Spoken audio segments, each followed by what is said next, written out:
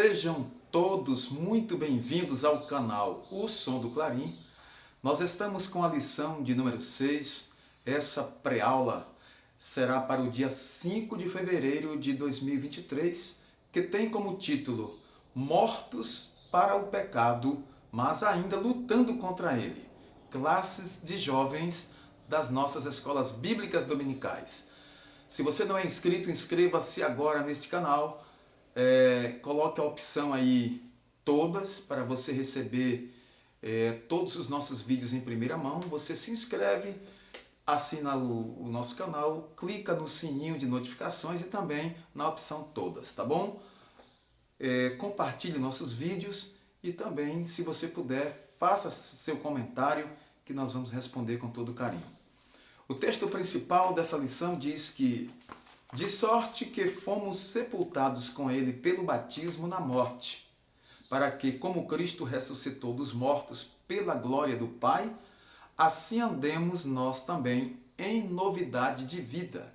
Romanos capítulo 6, versículo 4.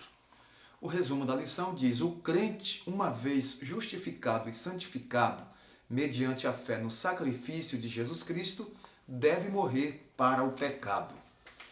É o que Paulo disse. Se o pecado realmente está te prejudicando e de fato prejudica, então não vale a pena. O apóstolo Paulo diz que o salário do pecado é a morte. O texto bíblico está em Romanos capítulo 6, de 1 a 14. Nós vamos fazer essa leitura. Acompanhe conosco aí. Romanos capítulo 6, 1 a 14. Que diremos, pois, permaneceremos no pecado para que a graça seja mais abundante? De modo nenhum. Nós que estamos mortos para o pecado, como viveremos ainda nele? Ou não sabeis que todos quantos fomos batizados em Jesus Cristo, fomos batizados na sua morte?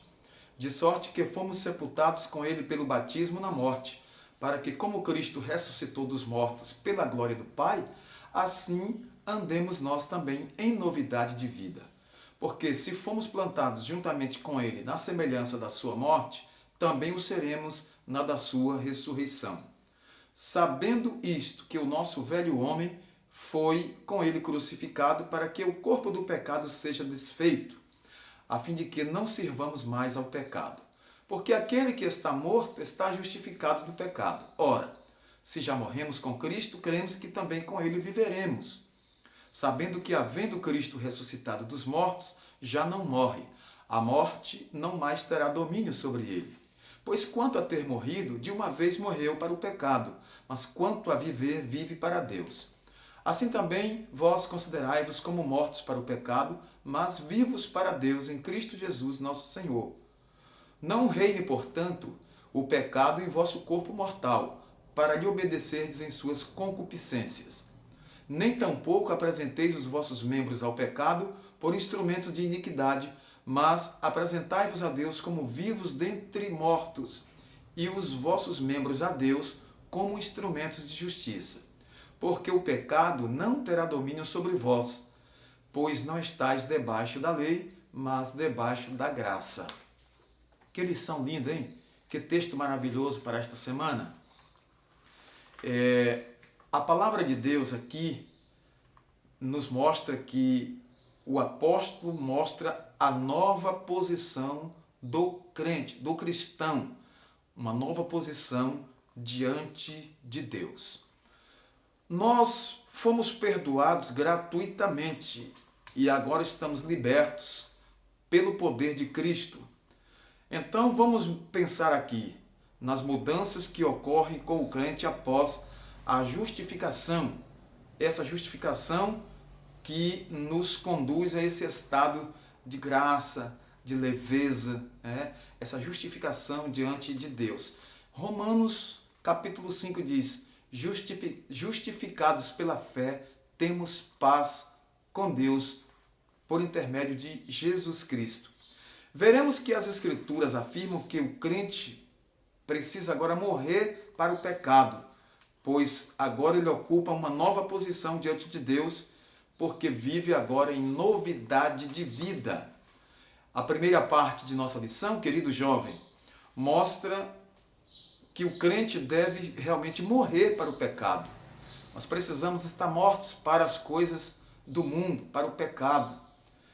Essa interpretação errônea da justificação pela fé, aqui do versículo 1, que diremos, pois? Permaneceremos no pecado para que a graça seja mais abundante? Pecar para que a graça ela seja mais abundante, perdoando, recebendo?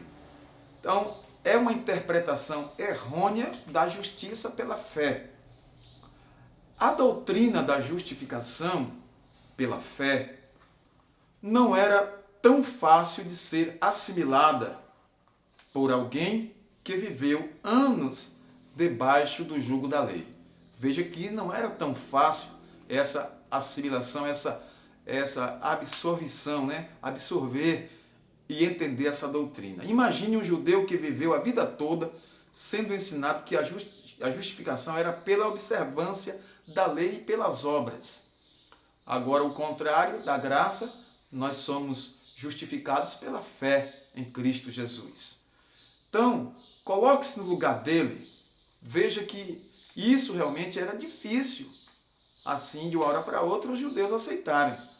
De repente aparece um outro judeu que há pouco tempo havia se convertido para uma nova religião, anunciando que Deus enviou o seu Filho de forma de ser humano para morrer na cruz, oferecendo o perdão gratuito, o perdão para todos, para todas as pessoas que reconheça como Deus, que considere como Deus a Jesus.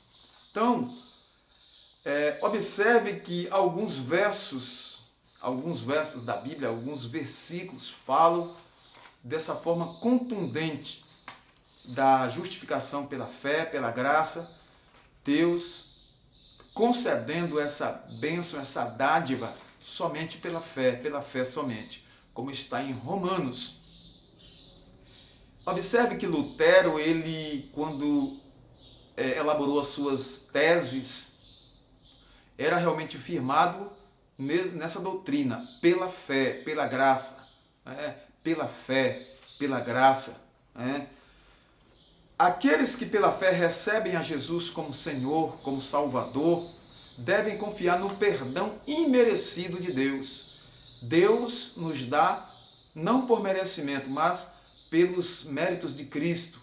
O Senhor, Deus, nos perdoa, não porque somos bonzinhos e porque nos arrependemos ali, não, mas porque os méritos de Cristo, quando nós nos arrependemos, é imputado a nós essa graça, é colocado agora ao nosso favor esse perdão. Louvado seja o nome do Senhor. Então, querido jovem, você que está aí na sua classe, na escola bíblica dominical, dê testemunho dessa graça na sua vida. Observe que os assuntos desse trimestre são muito ricos para aprendermos acerca das doutrinas bíblicas do Senhor. Advertência contra o abuso da graça. Nós não podemos abusar da graça de Deus, do favor imerecido de Deus. Temos que ter esse cuidado, porque o comportamento libertino era uma preocupação da igreja primitiva, era uma preocupação do apóstolo Paulo, quando neste versículo 1 aqui está escrito que diremos, pois?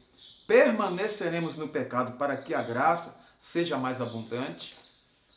Então, o comportamento libertino traz preocupação, porque a graça de Deus, ela é o favor imerecido de Deus, mas nós temos que ter cuidado, porque tudo tem limite. Deus tem colocado também limite para tudo isso. Muitos estão firmados naquela doutrina de uma vez salvo, salvo para sempre, sem levar em conta a vida como leva, como está levando a vida. Não é assim. Nós precisamos permanecer em Cristo, viver em santidade, viver uma vida de santificação, e nós temos esse dever de nos preservar em santificação e honra, para que nós alcancemos, pela graça de Deus, a vida eterna quando deixarmos este mundo. Vamos ter cuidado com o comportamento libertino, um comportamento que distorce a palavra de Deus. O crente em Cristo é declarado justo no tribunal de Deus. Isso é justificados e mortos para o pecado. O que significa isso? Justificado e morto para o pecado. É que o crente agora é declarado justo no tribunal de Deus. Ao mesmo tempo, o velho homem morre legalmente para o mundo. Morremos para o mundo. O apóstolo Paulo disse que ele havia morrido para o mundo e agora tinha nascido para Cristo. O crente morre e ressurge no batismo nas águas, todavia ele não é obrigatório, né? Todavia ele não é obrigatório para a salvação. Observe, o crente morre e ressurge no batismo nas águas, na simbologia do batismo, e deve ter cuidado com relação à salvação, porque deve permanecer em santificação, buscando servir a Deus todos os dias, para não confundir e depois perder a salvação por atos libertinos ou por desvio da doutrina. Somos crucificados e mortos para o pecado na justificação, na santificação inicial. O batismo nas águas é um ato público para atender uma ordenança do Senhor e formaliza simbolicamente o que já ocorreu no sepultamento. O crente não pode mais servir ao pecado. Fomos agora, pelo batismo, sepultamos ali nas águas, numa simbologia, os nossos pecados, e quando saímos das águas, nós saímos agora naquela simbologia, nova criatura, novo homem transformado. É que já recebemos a transformação pela fé em Cristo Jesus. O Senhor já perdoou os nossos pecados. O crente não pode mais servir ao pecado, pois Cristo já o libertou da escravidão. Na segunda parte dessa lição, querido jovem, professor, professora, debatam essa questão, vivendo uma nova posição em Cristo. Qual é a nossa posição agora? Nós estamos numa nova posição em Cristo Jesus. Nós agora fomos colocados entre os príncipes. Agora nós estamos em uma nova posição. O crente justificado assume uma nova disposição na sua relação com Deus. Vamos conhecer a nova posição em Cristo? Vamos? Esta nova posição, querido jovem, minha jovem, meu jovem, ela assegura a vida eterna ao lado do Todo-Poderoso, mas também exige uma nova vida de obediência a Cristo, priorizando agora as coisas de Deus, priorizando primeiro o reino de Deus. Buscai em primeiro lugar o reino de Deus e as demais coisas vos serão acrescentadas. Uma nova identidade, não mais relacionada ao primeiro Adão, mas segundo a descendência de Cristo, o segundo Adão. Nesta nova vida, não significa que nunca mais iremos pecar. Por quê? Porque estamos sujeitos a erros, a falhas, mas que não viveremos mais na prática do pecado, nem como escravo, dessa vida errônea e pecadora.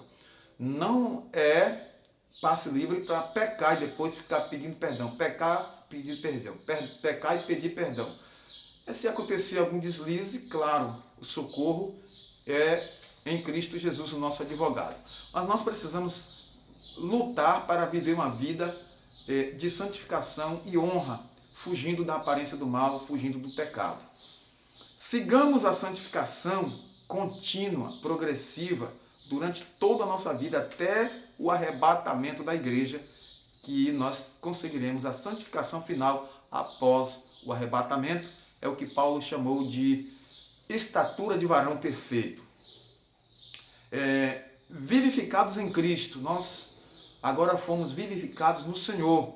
A nova vida em Cristo, essa nova vida cristã, é uma vida de santificação e de intimidade com Deus. E nós temos essa liberdade de viver essa nova vida brilhante, áurea, na presença do nosso Deus Todo-Poderoso. O jovem cristão, a jovem cristã, tem o brilho de Cristo no seu rosto, na sua vida, brilha neste mundo de trevas. Nós somos luz do mundo, hein? Somos luz do mundo. Identificado com sua ressurreição, não é? O crente que tem nova vida, ele se identifica com a ressurreição de Cristo. Em Jesus nós temos vitória. Nós vencemos sempre o mundo e o pecado. O apóstolo João diz que a vitória que vence o mundo é a nossa fé. A ressurreição de Jesus e a sua vitória sobre a morte e o pecado garantem ao salvo a esperança de um dia receber um corpo incorruptível, como o corpo de Cristo. Está lá em 1 Coríntios 15 acerca da ressurreição e como nós seremos transformados. Isso que é mortal se revestirá da imortalidade. Isso que é corruptível, que pode adoecer, apodrecer, amortecer, será revestido da imortalidade, da incorruptibilidade. Que maravilha! Isso na ressurreição e na transformação pelo arrebatamento da igreja. A nova vida é conquistada pela graça de Cristo Jesus. É Ele que nos sustenta, é Ele que nos ajuda, é o Senhor que está conosco. Em 2 Timóteo 2,1 diz assim: fortifica-te na graça que há em Cristo Jesus. Nós somos embaixadores de Cristo nesta terra, hein? Nós somos representantes do Senhor neste mundo e precisamos dar esse testemunho. Cristo cumpriu sua missão, retornou ao Pai, porém nos deixou neste mundo para sermos representantes do céu. Deixou-nos para anunciar o Evangelho de Cristo quando Ele disse: ide por todo mundo, pregai o Evangelho a toda criatura. Quem crê e for batizado será salvo, quem não crê será condenado. Mortos agora e vivificados em Cristo, o crente agora vive guiado pelo Espírito Santo e pode ser agora embaixador de Cristo. Quem era condenado e sem esperança, como eu, antes de receber a Cristo, você que antes era condenado ao fracasso, ou fadado ao fracasso, passa agora a ser embaixador de Deus. Que coisa linda! Anunciador do poder do Evangelho, a revelação da justiça de Deus, que transforma o ser humano, que prepara o homem para levar ao céu. A última parte, querido jovem, querido professor, fala sobre viver em novidade de vida. Paulo diz que as coisas velhas se passaram, eis que tudo se fez novo. Quem está em Cristo Jesus vive assim. Quem reina na nova vida não é mais o pecado. Quem reina em nossa vida agora não é mais o pecado. Portanto, não reine em vosso corpo mortal o pecado. O pecado não pode mais reinar em nosso corpo. O cristão, quando recebe a nova natureza, não aceita mais o reinado do pecado na sua vida, pois ele agora pertence a um outro reino. Passa a ser orientado pelo Espírito Santo, que o convence do pecado, da justiça e do juízo. João 16, versículos 8 a 11. Na época do apóstolo João, tornar-se um cristão era correr risco de morte. Por isso que Paulo também dizia: nós estamos correndo risco a todo instante. Somos levados ao matadouro. Somos constantemente colocados em perigos. Atualmente, em determinados meios, é até, vamos dizer assim, chique, dizer que é evangélico, que é gospel. Para muitos até é um status. Algumas pessoas têm se infiltrado nas igrejas evangélicas, dizendo-se ser convertidas, mas com o propósito apenas de obter o lucro, o status, principalmente nesse meio gospel atual, onde a ênfase é o glamour, a ênfase é a aparência. Jovem cristão, minha jovem, fuja dessas coisas que saem da simplicidade e da doutrina do Senhor. Nós precisamos viver nossa vida na sociedade, ser inseridos como nós somos, inseridos na sociedade, mas devemos viver uma vida separada do mundo. Vivemos todos nesse mesmo mundo, mas não somos do mundo. Não é? Então, não podemos viver imitando o mundo ou querendo parecer com os que vivem no mundo de pecado, sem Deus, sem paz e sem salvação. Então essas pessoas vivem de uma maneira na igreja, mas fora dela continuam com a mesma prática pecaminosa que antes.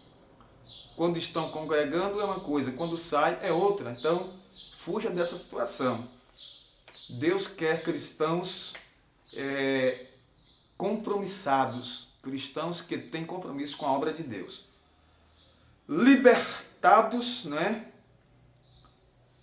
Libertando os seus membros do corpo do domínio do pecado. Nosso corpo não é para servir mais ao pecado. Por isso que diz, não reine, portanto, no vosso corpo o pecado.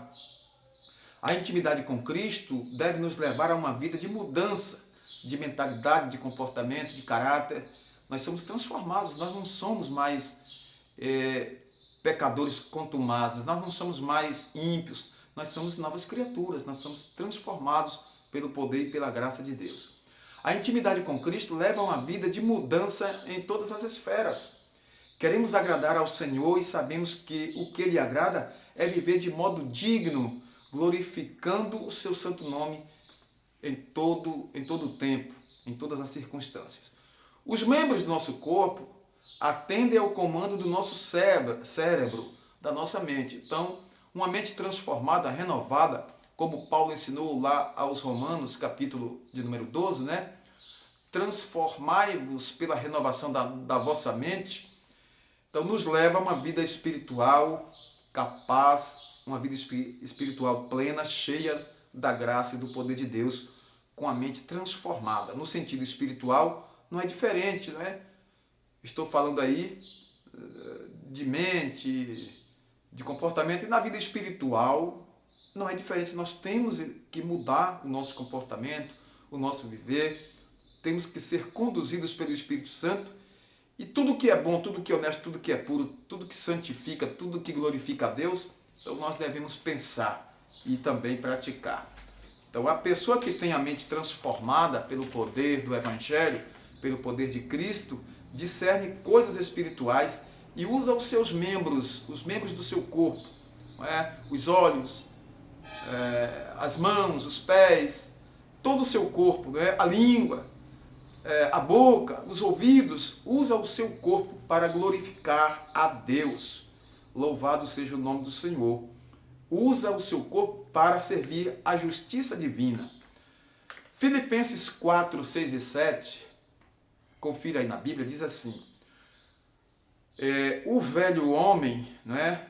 Veja aí que o velho homem, nesse versículo aí, vai falar sobre essa transformação do velho homem que tinha uma mente insubmissa, e agora o novo homem tem que ter uma mente controlada pelo Espírito Santo de Deus. Confira esses versículos aí, Filipenses 4, 6 e 7. Finalizando, queridos, nós precisamos viver uma vida vitoriosa debaixo da graça de Deus, porque a graça é o favor imerecido de Deus para nossas vidas.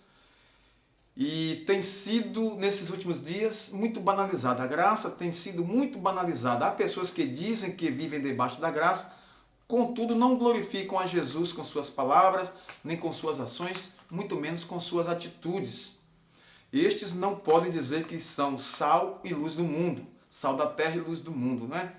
Pela graça, você, jovem, deve viver livre para servir a Cristo, para glorificar a Ele, para ser um instrumento de bênção nas mãos do Senhor. Quem quer uma vida vitoriosa em santidade precisa aprender a primar por um bom testemunho, não é? Seguir a paz com todos e também a santificação, sem a qual ninguém verá o Senhor. Nessa lição, queridos, nós aprendemos que o apóstolo Paulo exortou os cristãos a respeito da doutrina da justificação pela fé. Também falou sobre o cuidado contra a prática da libertinagem. E por isso fica reforçada a necessidade da santidade contínua, progressiva, após a justificação e a santificação inicial. Vivamos hoje como se Cristo voltasse hoje mesmo, tá certo?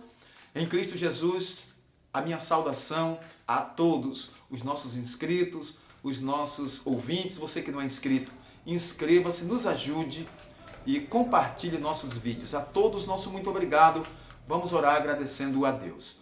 Senhor, nosso Deus e Pai Todo-Poderoso, te agradecemos pelo privilégio de estar na tua presença, transmitindo a tua palavra, trazendo mais uma pré-aula para a classe dos jovens, Senhor.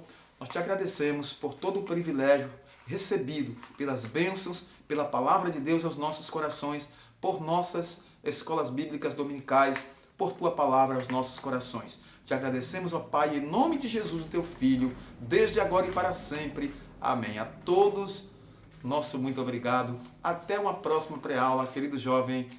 Fiquem todos na paz de Cristo.